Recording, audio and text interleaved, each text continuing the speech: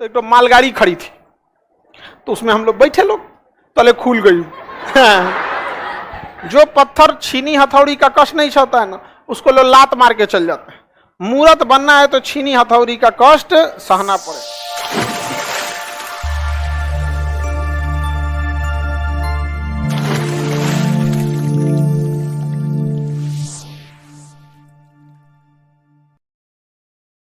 आप लोग को गुड मॉर्निंग।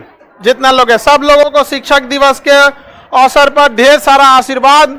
सब लोगों को अपनी अपनी जिम्मेदारियों को समझना चाहिए। हर इंसान की कुछ ना कुछ जिम्मेदारी है, अगर उस जिम्मेदारी को नहीं निभाइएगा तो खुश रहे बोले, खुश रहो खुश रहो। अगर जिम्मेदारी नहीं निभा पाइएगा तो फिर कहीं पे का नहीं रहिएगा। अभी आप विद्यार्थी हैं, विद्यार्थी की सबसे बड़ी जिम्मेदारी क्या है? पढ़ाई करना है। और अगर नहीं निभाइएगा तो अच्छा एक बात बताइए, आज हम लोग जो शिक्षक दिवस मना रहे हैं, एक कहावत कहता ना, सास भी कभी बहू थी, तो शिक्षक भी कभी स्टूडेंट था। समझ में आया कि नहीं गया? हम लोग भी स्टूडेंट थे, हम लोगों ने भी गलतियां किया और आप भी वही गलती कर रहे हैं। इसलिए बार बार समझाते हैं कि वो गलती मत दोहराइए। कोई लड़का तेज नहीं होता है। हमारे क्लास में पढ़ने वाले हर वो लड़के जो पढ़ने में हमसे तेज थे, आज कहीं कहीं दुकान खोल खाल के बस जी रहा है। रीजन क्या है? वो पढ़ने में तेज थे लेकिन वो लोग कंटिन्यूटी नहीं बना पाए। और हम लोग पढ़ने में अच्छे नहीं थे, लेकिन जब हम लोग 9th पास किए ना तो एकदम कंटिन्यूअस लग गया आदमी। और हकीकत में जीवन में जितना पढ़ाई आप करे हैं वो पढ़ाई एक और, कंपटीशन की दुनिया में आके पढ़ा हुआ 1.5 साल की पढ़ाई एक और बराबर हो जाती है। क्योंकि मैट्रिक से पहले की पढ़ाई आपको इस बात का आभास कराता है कि आपको पढ़ना कैसे है, कैसे आपको पढ़ना है, कैसे। 1 और 5 में जो पढ़े हैं वो कोने काम का है, डायरेक्ट कोनो काम का है। डायरेक्ट आ देखिए तो कंपटीशन, लेकिन वो क्या है? बेस बना रहा है आपका, वो भी जरूरी। बिना वगैरह कहां से समझ में आएगा? नहीं समझ में आ सकता। तो अभी आपके पास जो साल 1.5 साल का ये टाइम है ना, इसको बहुत गोल्डन पीरियड। इसमें अगर आप नहीं पढ़िएगा मतलब आप अमृत से पैर धो रहे हैं। और लड़का लड़की सब लोग को ये एज में गलती पता नहीं चलती है। लोग कहते हैं कि हम बड़े हो गए, एक्चुअली बड़े नहीं होते हैं। जब इंसान को अपनी गलती का आभास होने लगता है वो उसी दिन से बड़ा हो जाता है। छोटे बच्चों को देखिए, गलती करेगा पता नहीं चलेगा। ओकरा सोचा को सुबेरे याद आएगा जब मम्मी उसको टिफिन देगी कि मैथ में टेबल याद करना था, जा अब सर पीटेंगे 13 का टेबल। रास्ता भर बेचारा मुठिया ले जाएगा वहां। हम लोग को भी जब एकदम टिफिन उफिन रेडी हो जाता था, रास्ता में याद आता था, अरे बाप रे आज तो क्वेश्चन पूछना था, जा। अब क्या करते हैं लोग? तब क्या किया जाए? बैग लेके ट्रेन के पटरी के किनारे ईंटा फोड़ते थे लोग, पत्थर रख के फोड़ते थे, टाइमो नहीं कटता था। आज ना मोबाइल आ गया, धाए 2 घंटा 3 घंटा कट जाता, उसमें कटबे नहीं करता था। इधर उधर इधर उधर। एक बार ऐसे ही टाइपिंग सीखने के लिए घर के लोग भेजे थे लोग। टाइपिंग होता ना, टाइपिंग हम लोग के समय कंप्यूटर नहीं था, टाइपराइटर था। और उस ससुरा में शिफ्ट बटन में काली उंगली से डालना पड़ता है इससे, और उसे दाबिएगा तो बहुत हार्ड होता है, उंगलियां मुड़क जाएगा। हम लोग छोटे थे, लोग सीख रहे थे, मने नहीं लगता था सीखने में। अब घर वाले जबरदस्ती सिखाए थे तो 3-4 आदमी ग्रुप में चल गए, चलो स्टेशन चलते हैं, टाइम पास करके वहां आएंगे। कौन 1.5 घंटा टाइपिंग में दिमाग नोचाएगा? तो एक तो मालगाड़ी खड़ी थी, तो उसमें हम लोग बैठे, लोग तले खुल गई। अब उसे स्टार्ट हो गया। अब मालगाड़ी का स्टॉपेज इससे मतलब नहीं है कि स्टेशन बड़ा है कि छोटा है।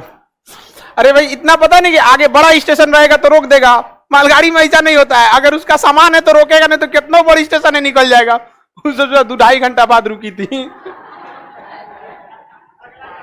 अगला काज ने कहा रोका था उसको, और वो रोकबो किया तो ऐसा मरियल स्टेशन पे, काज ने कौन स्टेशन पे, ना टेलीफोन मिल रहा था ना कुछ यहाँ पे। अगले दिन जब आए, मतलब क्या 7-8 घंटा लग गया आने में। इधर घर का खोजाई हो रहा था, तब तक घर वाला पहुंच गया, टाइपिंग करने आया था। कहा कि ना, तो बड़ी धुनाई हुआ। अच्छा, लौटने में भी हम लोग को 2-4 हाथ लगा दिया था। लौटे भी थे लोग मालगाड़ी से। एगो मालगाड़ी थी और ट्रेनें नहीं मिले तो लौटे लोग। अब मालगाड़ी में क्या करे आदमी, कैसे कूद फान के उतरा यहाँ पे। घर वाला लोग बड़ी धोया था आदमी। तो बचपने में हम लोग बहुत गलती किए थे लोग। अगर टाइपिंग उस समय सीख लेते लोग तो टाइपिंग भी तेज रहता है। खैर अभी भी टाइपिंग है लेकिन इतना अच्छा नहीं है। लेकिन घर वाला तो अच्छे के लिए ना भेज रहा था। बदमाशी तो हम लोग बहुत किए अपने जमाने में। लेकिन जब एक समय आया तो सब कुछ छोड़ दिए थे। 9th के बाद 9th मतलब 8 तक हमको खुद विश्वास हो गया था कि हम लाइफ में कुछ नहीं कर पाएंगे, लेकिन 9th में इंसान सब कुछ छोड़ छाड़ के पढ़ाई में लग गया। कृष्ण भगवान को भी देखिएगा, एक समय आने के बाद सब कुछ छोड़ छाड़ दिए थे। समझ में आई नहीं? सब गोपी ओपी परेशान थे, काहे बदल गई, समझा कि नहीं गया, सब छोड़ छाड़ के, और तभी वो कृष्ण कहलाए। जो महानता है उसी की वजह से। कष्ट नहीं सहिएगा तो कुछ नहीं हो सकता। जो पत्थर छीनी हथौड़ी का कष्ट नहीं सहता है ना, उसको लोग लात मार के चल जाते हैं। मूर्त बनना है तो छीनी हथौड़ी का कष्ट सहना पड़ेगा। तो आप लोग को अगर कष्ट नहीं हो रहा है तो आप लोग को भी आने वाले समय में कोनो न कोनो लात मारेगा, क्योंकि सफलता का रास्ता काफी कठिनाइयों से भरा होता है। और जो लोगों को लगता है कि 8 बजे सूत के उठना है, ये सबसे बड़ा लोल है सभी से। देखिए, आप संडे हो या सैटरडे, जिस टाइम पे पढ़ना है, संडे सैटरडे अपना शेड्यूल मत खराब कीजिए। आपका मन है रात 2 बजे तक पढ़ने का, रात 2 बजे पढ़िए, बट कोशिश कीजिए जितना पहले सो जाए, 12-1 बजे तक सो जाए। क्योंकि अमूमन ये देखा जाता है कि जो रात को देर से सोता है ना, वो अमूमन एवरेज से ज्यादा देर तक सो जाता है। अगर आप 12 बजे सोइएगा तो 6-7 बजे तक जग जाइएगा, और 2 बजे सोइएगा तो सोचा 10 बजे सूत के उठिएगा, तो उधरिया 2 घंटा बढ़ाए तो इधरिया 4 घंटा सो गए। तो अमूमन ये देखा जाता है कि रात में बहुत देर तक जगने वाला सुबह के समय में टाइम को बहुत ज्यादा खराब कर देता है। तो इसलिए कोशिश कीजिए 12-1 बजे तक सो जाए, 7 बजते बजते आराम से 6-7 के बीच में उठ जाइए। आपको 7 घंटा 8 घंटा बहुत है, 8 घंटा से ज्यादा नहीं सोइएगा। 6 से 8 घंटे के बीच में सोइए, इससे ज्यादा नहीं, जब टाइम मिले तब। और ये नहीं कि रात भर जग जाए। एगो लड़का हम लोग के साथ पढ़ता था, सो के कितना बजे उठता था पता है? सुनेंगे तो गरियाएंगे, शाम को 4 बजे सोता था, सवेरे 9 बजे, सवेरे 9 बजे सोता था। वो दुनिया के बारे में बहुत कम जानता था, क्योंकि जब वो सोता था तो दुनिया जगती थी, और जब सो के उठ के फ्रेश हो जाता था दुनिया सोने की तैयारी में लग जाती थी। अजब बैल था सोचे अपने। तो ऐसा भी उल्टपटांग नहीं कीजिएगा।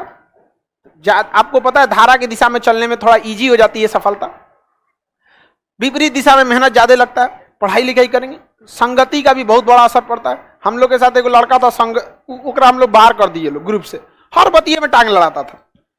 कह देंगे कि अरे उस सुनील का तो केमिस्ट्री बहुत अच्छा है, केमिस्ट्री कैसे अच्छा है, किसी का भी खराब रहता है, केमिस्ट्री अच्छा हुई नहीं। मतलब वो पैदा हुआ था टांग लड़ाने के लिए।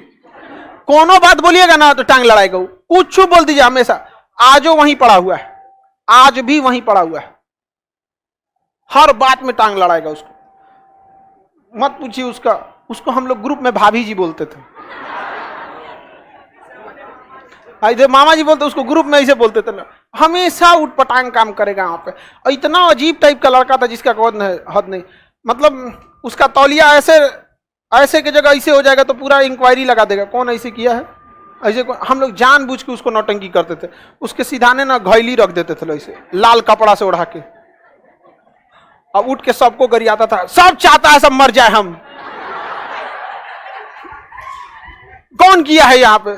किसी दिन बतासा छीट देते थे लोग, कौन है रे, पीला सरसों, पगलाया रहता था एकदम। यहाँ पे मुर्गा का पंख ले, यहाँ सफेद परेशान करके रखे थे लोग उसको। वो आज वही है। ज्यादा दूसरे के मैटर में इंटरफेयर मत करना चाहिए। बड़े इंसान हमेशा चीजों को इग्नोर करके चलते हैं। लाइफ में सबको इंपॉर्टेंस दीजिएगा तो आपका कोई इंपॉर्टेंस नहीं रह जाएगा। समझा गया कि नहीं? लोगों को कभी इतना भी भाव मत दे दीजिएगा कि आपको रद्दी के भाव समझ जाए। जहां 2 कौड़ी के लोग अपनी बहसबाजी करते हैं, वहां समझदार इंसान चुप हो जाते हैं। समझा कि नहीं? तो कभी कभी समझदारी का भी परिचय दीजिए। चक्कर पकड़ हर जरूरत में नहीं कि बोलने ही लगे आप लोग को।